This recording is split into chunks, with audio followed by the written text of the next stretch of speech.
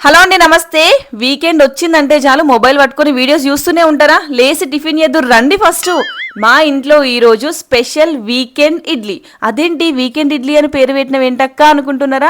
మరి లేకపోతే only weekends మాత్రమే ఇంట్లో టిఫిన్ చేస్తా అని చెప్పేసి మా వాళ్ళకి గట్టిగా చెప్పాను. ఈ ఎండాకాలం హాలిడేస్ వచ్చినప్పటి నుంచి లేచేసరికి 10 అవుతుంది. 11 o'clock అట్లా టిఫిన్ చేస్తున్నారు. ఇంకా లంచ్ అయితే 3-4 అట్లా అవుతుంది అనమాట. ఇంకా వీళ్ళతో ఇట్లా కాదని చెప్పి కరెక్ట్ లంచ్ చేసేసి వాళ్ళు లేచినాక ప్లేట్ ముందు పెడితే చక్కగా తింటున్నారు.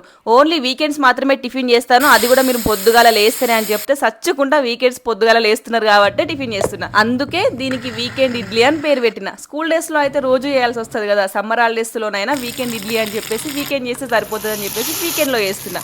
ఇడ్లీ మీలో ఎంతమందికి ఇష్టమో కామెంట్ చేయండి. మా ఇంట్లో ఇడ్లీ కన్నా గీ కారం ఇడ్లీయే ఎక్కువ తింటారు. పైన గీ వేసి కారం వేసి తిని చూడండి, అద్భుతం. ఈ ఇడ్లీ కావాలా? అయితే సబ్స్క్రైబ్ చేసుకోండి మరి.